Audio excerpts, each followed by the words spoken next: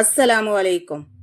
ഇന്ന് നമ്മൾ നോക്കാൻ പോകുന്നത് ക്ലാസ് 6 താരിഖുൽ ഇസ്ലാം അതിലെ 5ാമത്തെ പാഠത്തിന്റെ തദ്രീബാത്താണ്. ഈ ഷോർട്സിലെ തദ്രീബാത്തിലെ കുറച്ച് പ്രവർത്തനങ്ങളാണ് നമ്മൾ നോക്കുന്നത്. ഇതിലെ മുഴുവൻ പ്രവർത്തനങ്ങളും നിങ്ങൾക്ക് വീഡിയോയിൽ ലഭിക്കുന്നതാണ്. തദ്രീബാത്തിലെ 1ാമത്തെ പ്രവർത്തനം നെക്റോ വനഫാം വായിച്ച് മനസ്സിലാക്കാനുള്ളതാണ്. തെറ്റുവില്ല് അതിന്റെ അർത്ഥം റോക്കറ്റ് വിക്ഷേപണിയുടെ പുരാതന രൂപം. ഇനി നോക്കൂ, തദ്രീബാത്തിലെ 2ാമത്തെ പ്രവർത്തനം നെഹ്താറു സഹീഹ് ശരിയായതിൽ നമ്മൾ tick mark കൊടുക്കാനുള്ളതാണ്.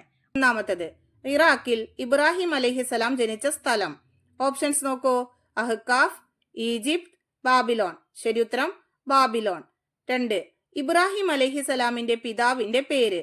Options താറഹ്, Azar, Hud. ശരിയുത്തരം താറഹ്. 3ാമത്തെ ചോദ്യം ഈജിപ്തിലെ രാജാവ് ഇബ്രാഹിം അലൈഹിസലാമിന് സമ്മാനിച്ച ദാസി.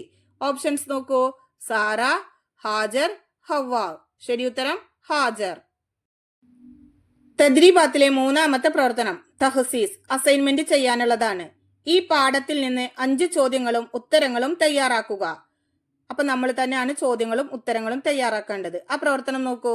1. ഇബ്രാഹിം നബി അലൈഹിസലാം ജനിക്കുമ്പോൾ അവിടുത്തെ അന്നത്തെ ഭരണാധികാരി ആരായിരുന്നു? ഉത്തരം ഭീകരനായ നമ്രൂദ്. 2ാമത്തെ ചോദ്യം ഇബ്രാഹിം നബി അലൈഹിസലാമിന്റെ ജനത എങ്ങനെയുള്ളവരായിരുന്നു?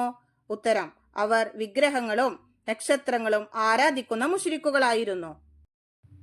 3ാമത്തെ ചോദ്യം ഇബ്രാഹിം നബി അലൈഹിസലാം ആദ്യം ഇസ്ലാമിലേക്ക് ക്ഷണിച്ചത് ആരെയായിരുന്നു? ഉത്തരം പിതൃവ്യൻ ആസറിനെ.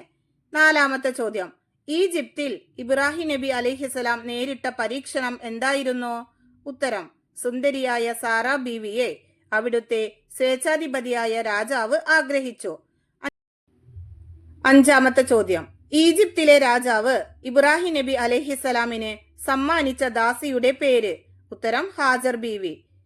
ഇതിലെ ബാക്കി പ്രവർത്തനങ്ങൾ നിങ്ങൾക്ക് വീഡിയോയിൽ ലഭിക്കുന്നതാണ് ഇൻഷാ അല്ലാഹ്.